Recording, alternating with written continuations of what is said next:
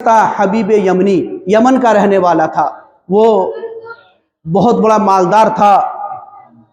ابو جہل نے حبیب یمنی کو خبر پہنچائی کہ اے حبیب یمنی، آپ یمن سے جلدی سے مکہ آ جائیے، مکے والوں پر آپ کے احسانات ہیں، محمد کا دین بہت تیزی سے پھیل رہا ہے، اور یہی اگر یعنی کہ دین پھیلتا رہا تو ہماری خیر نہیں ہے، آپ جلدی آئیے اور اس دین کو بچائیے۔ اللہ اکبر۔ حبیب یمنی یمن سے آتا ہے، ابو جہل سے ملاقات ہوتی ہے، ابو جہل بہت اس کی خاطر تواضع کرتا ہے، اچھے اس کو کھانا کھلاتا ہے، ساری باتیں بتاتا ہے۔ اس کے بعد حبیب یمنی نے کہا کہ میں نے ابو جہل تمہاری تو سن لی، اب ذرا محمد کی بھی تو سن لوں، وہ کہتے کیا ہیں، وہ کیسے ہیں۔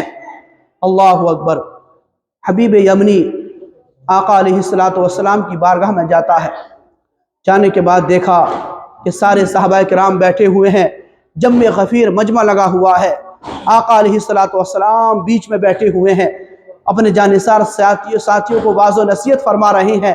حبیب یمنی پہنچتا ہے، دیکھتا ہے، دیکھتے ہی رہ جاتا ہے، بولنے کی طاقت ختم ہو جاتی ہے، اس کی زبان سے کوئی الفاظ نہیں نکل رہا ہے، وہ کہے کیا۔ حضرات محترم، نبی کی بارگاہ میں بولنے کی طاقت نہیں ہے، نبی نے خود ہی ارشاد فرمایا حبیب یمنی کیوں آئے ہو بتاؤ۔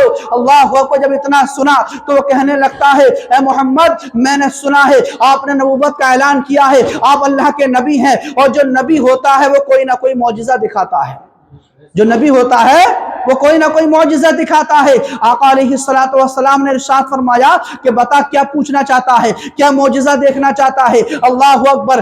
تاریک رات تھی، چاند پورے شباب پر تھا، چاند چمک رہا تھا۔ حبیب یمنی نے کہا کہ میں چاہتا ہوں کہ آپ چاند کے 2 ٹکڑے کر دیجئے۔ حبیب یمنی کا اتنا کہنا تھا، نبی مسکراتے ہیں، نبی نے چاند کی طرف کوئی اشارہ فرمایا، انگلی کا اشارہ ہونا تھا کہ چاند آدھا ادھر ہو جاتا ہے، آدھا ادھر ہو جاتا ہے، چاند 2 ٹکڑوں میں بٹ گیا۔ اللہ اکبر۔ حبیب یمنی دیکھتا رہ جاتا ہے۔ اس کے بعد آقا نے فرمایا حبیب یمنی بتا اور کیا پوچھنا چاہتا ہے۔ اب دیکھیے علم غیب، حبیب یمنی کہنے لگا کہ آپ ہی بتا دیجئے کہ میں کیا چاہتا ہوں، آپ ہی بتا دیجئے کہ میں کیا چاہتا ہوں۔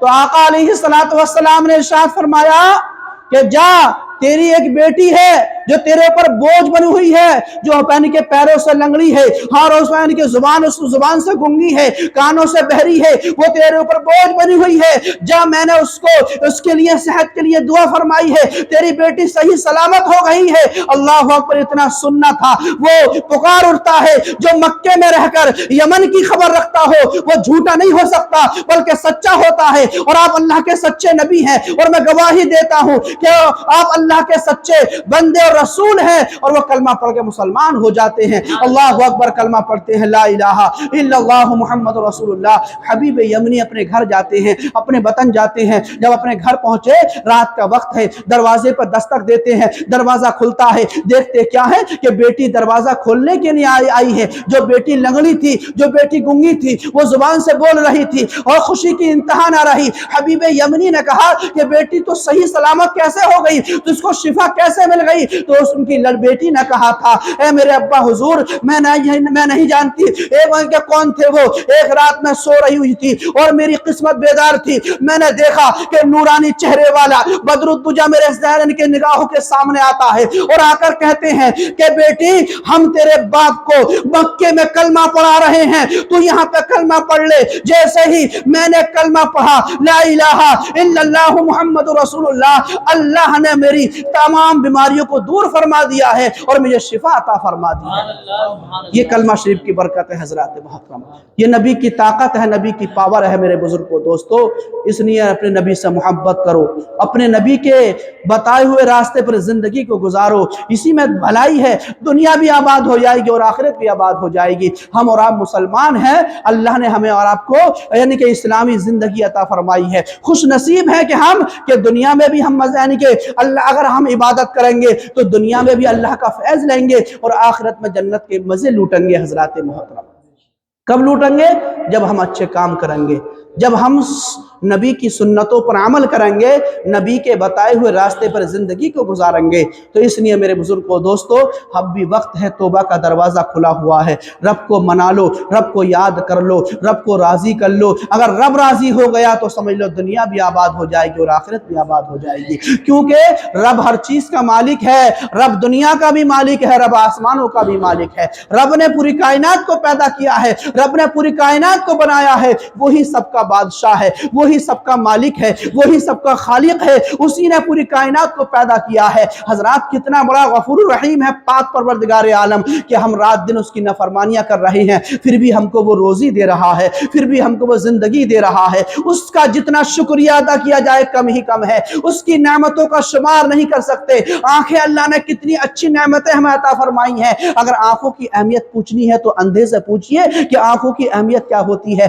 زبان کی اہمیت پوچھنی ہو تو بے زبان والے سے پوچھئے کہ زبان کی اہمیت کیا ہوتی ہے۔ کانوں کی اہمیت پوچھنی ہو تو جس کو سنائی نہیں دیتا اس سے پوچھئے کانوں کی اہمیت کیا ہوتی ہے۔ جس کے ہاتھ نہیں ہے اس سے پوچھئے ہاتھوں کی اہمیت کیا ہوتی ہے۔ جس کے پیر نہیں ہے اس سے پوچھئے پیروں کی اہمیت کیا ہوتی ہے۔ اللہ نے ہمیں صحیح سلامت بنایا ہے، اس کا شکریہ جتنا بھی ادا کیا جائے کم ہی کم ہے، اس کی نعمتوں کو شمار نہیں کیا جا سکتا۔ خود اللہ فرما رہا ہے وَإِن تَعُدُّوا نِعْمَةَ اللَّهِ لَا تُحْصُوهَا، اللہ کی اگر تم نعمتوں کو گننا چاہو تو ہرگز نہیں گن سکتے۔ اللہ کی نعمتیں بے شمار ہیں، اس کی نعمتیں بے شمار ہیں، گن نہیں سکتے ہو۔ اس لیے میرے بزرگوں دوستو رب کا شکریہ ادا کرو۔ اللہ جس حال میں رکھے، غریب ہو صبر کرو اور آنے کے امیر ہو تو اس کا شکریہ ادا کرو، کیونکہ حضرات محترم اگر اللہ پریشانی دیتا ہے تو اللہ خوشی بھی تو دیتا ہے۔ اللہ اگر دیکھیے اللہ کبھی مال دے کے آزماتا ہے، کبھی مال لے کے آزماتا ہے۔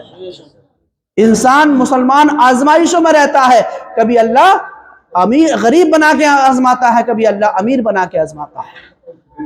تو اگر اللہ نے کوئی پریشانی آئی ہے، غریب ہو تو صبر کرو، اس کی بارگاہ سے نا امید مت ہو، اس سے نا امید مت ہو، تم اس کی بارگاہ میں آؤ، اس سے مانگو، اس کی بارگاہ میں ہاتھوں کو پھیلاؤ، اس کی بارگاہ میں آنسو بہاؤ، ایک نہ ایک دن اس کی رحمت کو جوش آ ہی جائے گا اور تمہارا بیڑا پار ہو ہی جائے گا۔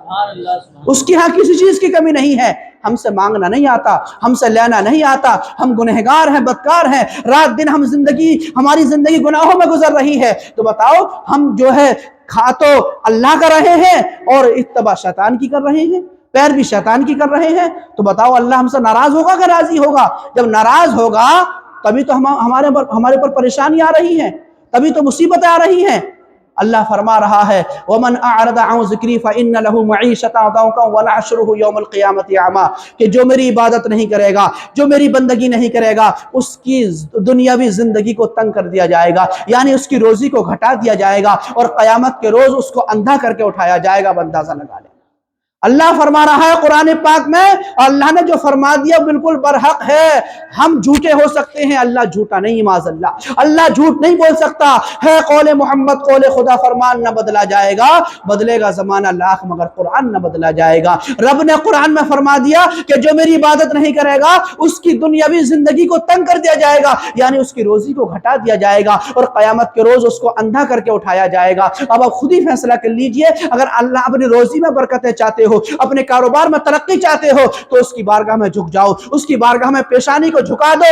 جب تم اس کی بارگاہ میں پیشانی کو جھکاؤ گے اور سبحان ربی الاعلی کہہ کر اس کی شان کو بڑھاؤ گے تو اللہ تعالیٰ تمہاری پیشانی کو اتنا بلند کر دے گا، اتنا بلند کر دے گا کہ دنیا کی ہر شے تم کو جھک جھک کے سلام کرنے لگے گی۔ شاعر نے کیا خوب کہا ہے، یہ ایک سجدہ ہے جسے تو گرا سمجھتا ہے، ہزار سجدوں سے دیتا ہے آدمی کو نجات۔ حضرات تم اس کی بارگاہ میں آؤ تو صحیح، پیشانی کو جھکاؤ تو صحیح۔ رب بہت غفور الرحیم ہے، وہ دینے کے لیے تیار ہے، ہم سے لینا نہیں آ رہا ہے، ہم سے مانگنا نہیں آ رہا ہے۔ اس کی بارگاہ میں آؤ، رب کی بارگاہ میں دعا ہے۔ اللہ تعالیٰ میرے کہنے میں، آپ کے سننے میں کوئی غلطی ہو گئی ہو تو ایک مرتبہ پڑھ لیجئے لا الہ الا اللہ محمد رسول اللہ استغفر اللہ ربی من کل ذنب واتوب الیہ۔ السلام علیکم۔